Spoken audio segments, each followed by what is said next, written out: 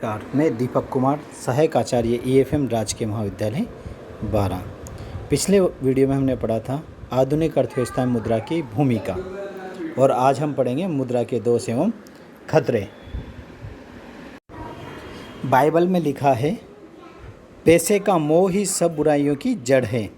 Bible की इस उक्ति पर अमल करने के कारण शायद प्रतिष्ठित अर्थशास्त्रियों ने मुद्रा को बहुत महत्व नहीं दिया। वे इसे वस्तुओं तथा सेवाओं का आवरण मात्र मानते हैं। यद्यपि यह दृष्टिकोण अब महत्वहीन है, क्योंकि मुद्रा का महत्व किसी से छुपा हुआ नहीं है।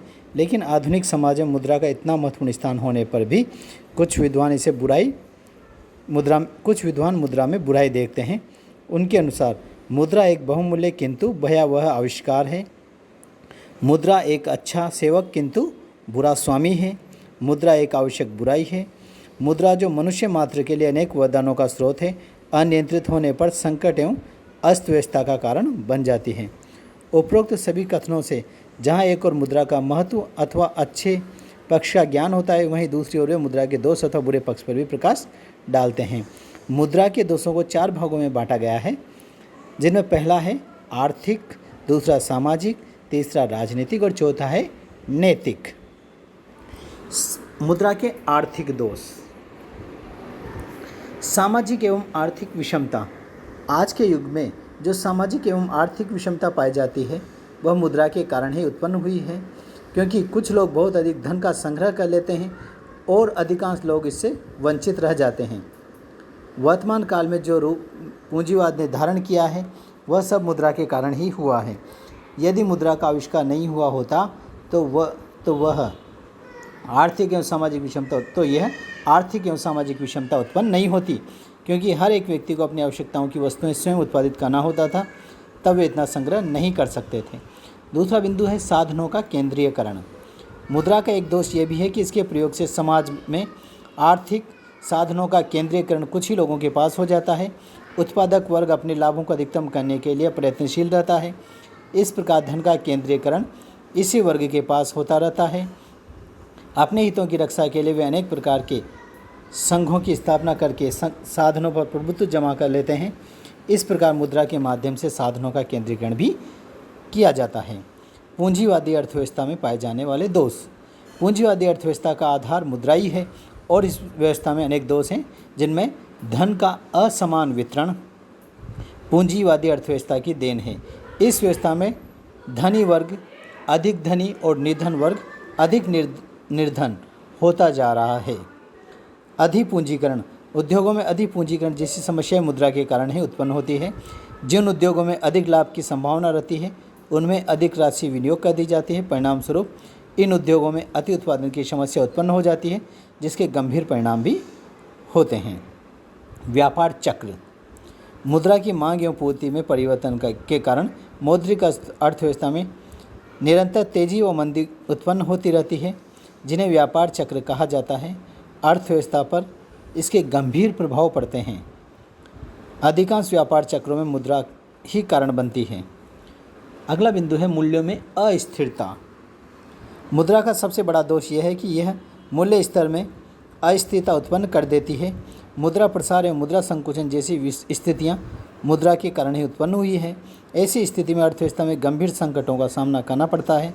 मूल्यों में अस्थिरता के कारण पूंजी जमाकर्ताओं को अधिक हानि उठानी पड़ती है। अगला बिंदु है इसी का, मुद्रा एक नौकर नहीं बल्कि मालिक बन जाती है। यदि मुद्रा पर प्रभावी नियंत्रण नहीं रखा जाता, तो वह नौकर के स्थान पर मालिक का स्थान ले लेती है, और इसी स्थिति में संपूर्ण अर्थव्यवस्था नष्ट हो जाती है। फिजूल खर्ची। अगला बिंदु है फिजूल खर्ची। मुद्रा ने अनेक प्रकार की सुविधाएं प्रदान की है। इसके माध्यम से ऋण लेने और देने में अधिक सुविधाएं हो गई है। इससे मनुष्यों में अनावश्यक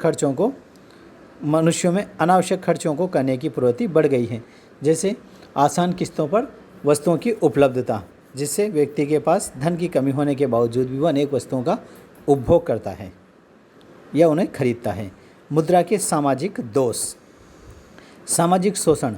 मुद्रा युग में जो वर्ग विभाजन उत्पन्न हुआ है, उसमें अनेक सामाजिक बुराइयां उत्पन्न हुई है। धनवान वर्ग गरीबों का शोषण करता है। यह भावना मुद्रा के कारण ही उत्पन्न हुई है। दोनों वर्गों में संघर्ष चलते रहते हैं। सामाजिक प्रतिष्ठा।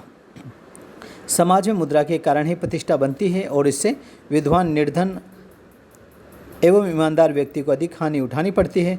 उसकी प्रतिष्ठा से संबंध में उसकी प्रतिष्ठा के संबंध में समाज उदासीन रहता है। भौतिकवाद का उदय। मुद्रा के द्वारा भौतिकवाद के कारण मनुष्य की प्रवृत्ति में अनेक परिवर्तन हुए हैं। मुद्रा के राजनीतिक दोष। प्रजातंत्र का उपहास।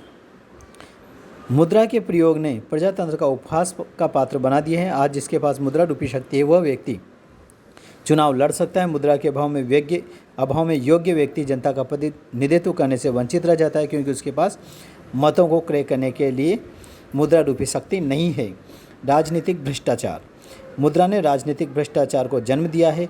राजनेता तथा राजनीतिक संगठन अपने स्वार्थों की सिद्धि के लिए ओछे एवं भ्रष्ट हथकंडों का प्रयोग खुलेआम करते हैं। अवैधानिक द्वारा जनहित विरुद्ध कार्य। मुद्रा के कारण ही राजनीतिज्ञों द्वारा अनेक बार अपने सिद्धांतों तथा आदर्श की बलि दे दी जाती है।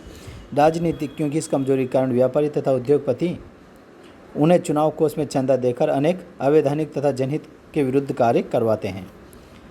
चौथा है मुद्रा के नैतिक दोष। मुद्रा के आर्थिक, सामाजिक एवं राजनीतिक दोषों की तुलना से इसके नैतिक दोष अधिक खतरनाक है। मुद्रा प्राप्त करने के लिए मनुष्य ने नैतिकता के उच्चतम सिद्धांतों का परित्याग कर दिया है। मुद्रा के सामाजिक एवं नैतिक दोषों को चोरी, हत्या, छल तथा कपट, वचनभंग का कारण माना गया है। जब न्यायाधीश धन के लोभ में रिश्वत लेकर वास्तविक अपराधी को छोड़ देता है, पूंजीपति धन के मोह में समाज का शोषण करता है,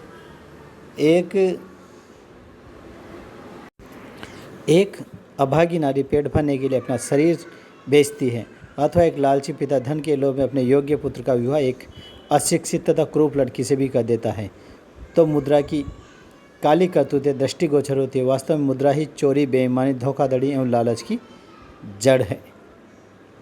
अतः मुद्रा के कई प्रकार के दोष भी हैं, इसलिए इस पर उचित नियंत्रण आवश्यक है।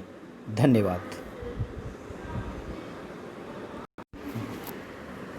रॉबर्टसन का यह कथन ठीक ही है कि मुद्रा मानव समाज के लिए अनेक प्रकार के वरदान का स्रोत है, परंतु यदि उसे नियंत्रित न किया जाए तो संकट व अव्यवस्था का कारण बन जाती है। अतः मुद्रा के दोषों को दूर करने के लिए उस पर नियंत्रण करना आवश्यक है। संक्षिप्त में मुद्रा के दोषों को इस प्रकार व्यक्त किया जा सकता है। आर्थिक विषमता की जनक। मुद्रा की तरलता के गुण के कारण व्यक्ति धन संग्रह करने लग जाते हैं। धन के माध्यम से अधिक धन कमाने की होड़ में धनी अधिक धनी हो जाते हैं और मुद्रा से वंचित लोग गरीब होकर अधिक गरीब हो जाते हैं। इस प्रकार अर्थव्यवस्था में आय की असमानता में बढ़ोतरी के कारण आर्थिक विषमता बढ़ने लगती है। दूसरा बिंदु है उत्पत्ति के साधनों का केंद्रीकरण। मुद्रा के माध्यम से ही क्रय शक्ति बढ़ सकती है। कुछ धनाढ्य लोग धीरे धीरे उत्पत्ति के साधनों पर मुद्रा के माध्यम से अपना अधिकार बनाने लगते हैं।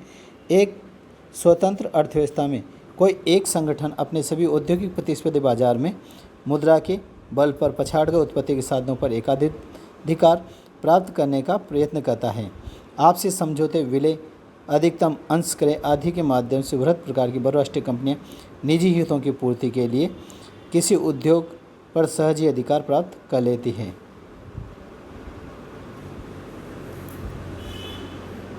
इसी में अगला बिंदु है ऋणग्रस्तता को प्रोत्साहन। मुद्रा के माध्यम से ही ऋण प्राप्त करना आसान हो गया है, जिसके कारण लोग ऋणग्रस्त हो रहे हैं। वर्ग संघर्ष की संभावना। मुद्रा का यह अति भयानक दोष है कि अधिक मुद्रावान धनवान और व्यक्ति तथा मेहनतकश गरीब व्यक्ति निर्धन रहता है। विश्वासघाती संरक्षिका। समाज में प्रत्येक व्यक्ति तथा मुद्रा का संग्रह इसलिए करता है कि वो भविष्य में उसका उचित उपयोग कर सके। व्यक्ति अपनी वर्तमान की मेहनत तथा उपभोग को त्याग कर के बल पर मुद्रा संग्रहित करता है, किंतु मुद्रा प्रसार तथा अन्य वस्तुओं के मूल्य में वृद्धि के कारण जमा धन की उपयोगिता भविष्य में बढ़ने के स्थान पर गिर जाती है। व्यापार चक्र के लिए उत्तरदायी। अर्थव्यवस्था में तेजी मंदी की जो स्थिति उत्पन्न होती है उसे व्यापार चक्र कहते हैं। व्यापार चक्र रूपी इस गंभीर स्थिति के लिए मुद्राएं उत्तरदायी हैं। मुद्रा की मात्रा में उच्चावचान के कारण ही तेजी व मंदी की स्थिति उत्पन्न होती है तथा अर्थव्यवस्था में अस्थिरता बनी रह सकती है। झूठी सामाजिक प्रतिष्ठा। अगला बिंदु, मुद्रा का संग्राहक प्राय छद्म सामाजिक प्रतिष्ठा प्राप्त करने में सफल रहता है। मानव के अन्य गुण मुद्रा के सामने गौण हो जाते हैं तथा योग्य व्यक्ति मुद्रा के बल पर सामाजिक मान व प्रतिष्ठा प्राप्त करने में सफल हो जाता है। बुद्धिमत्ता, कौशल, ईमानदारी, त्याग, मेहनत आदि सब मानवीय गुण मुद्रा के आगे गौण हैं।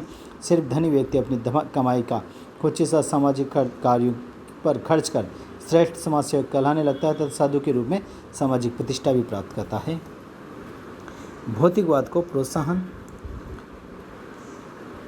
मुद्रा ऐसी वस्तु है मनुष्य के मन में संसार की वस्तु खरीदने की इच्छा जागृत करते हुए बाजार तंत्र का विकास, टीवी, रेडियो, प्रचार साधनों के चकाचौंध में संयम और सीमित आवश्यकताओं वाले जीवन का त्याग कर भौतिक वस्तुओं के पीछे भागने लग जाता है। इस प्रकार मुद्रा के दोषों का अध्ययन इस प्रकार मुद्रा के अनेक दोष हैं, जैसे अनैतिकता में वृद्धि, प्रजातंत्र का उपहास का पात्र, कमजोर राजनीतिक इच्छा शक्ति। इस प्रकार मुद्रा के दोषों के अध्ययन से ऐसा प्रतीत होता है कि मुद्रा के दुर्गुणों का भंडार है तथा मुद्रा के महत्व के अध्ययन से निष्कर्ष निकलता है कि मुद्रा एक जीवनदायिनी शक्ति है। अब यह प्रश्न उठता है कि क्या मुद्रा का अंत किया जाए अथवा मुद्रा में कोई विकल्प खोजा जाए। रॉबर्टसन के शब्दों में रॉबर्टसन ने कहा है कि मुद्रा के दोषों का गहराई से विश्लेषण किया जाए तो ऐसा प्रकट होता है जैसे कई वस्तुएं स्वयं दोषपूर्ण नहीं होती किंतु उसका गलत उपयोग दोष उत्पन्न करता है। इस प्रकार मुद्रा अपने आप में दोषी नहीं है वरन मुद्रा के गलत उपयोग के कारण दोष उत्पन्न होते हैं। आधुनिक युग में मुद्रा का विकल्प नहीं खोजा जा सकता और न ही इसका अंत किया जा सकता है, क्योंकि मुद्रा का अंत करने पर आधुनिक उद्योग तत्काल बंद हो जाएंगे और विभिन्न भुगतानों का निपटारा असंभव हो जाएगा। आय, रोजगार, बचत एवं विनियोग जैसी व्यवस्था समाप्त हो जाएगी। कई वित्तीय संस्थाएं, बैंक, बीमा व्यवसाय बंद हो जाएंगे। अतः मुद्रा का अंत किया जाना संभव नहीं है। मुद्रा के दोषों को तो दूर तो नहीं किया जा सकता किंतु इनके बुरे प्रभावों को न्यूनतम अवश्य किया जा सकता है। इससे तो मुद्रा संग्रहण पर नियंत्रण, उत्पत्ति के साधनों का संकेंद्रण को रोकना, मौद्रिक स्थायित्व एवं आर्थिक क्रियाओं में संतुलन स्थापित कर मुद्रा के दोषों को कम किया जा सकता है। स्पष्ट है कि वर्तमान समय मुद्रा को समाप्त करने की कल्पना भी असंभव है और न ही इसकी आवश्यकता है। नियंत्रित मुद्रा व्यवस्था समाज के एवं राष्ट्र के लिए विकास का द्योतक है। धन्यवाद।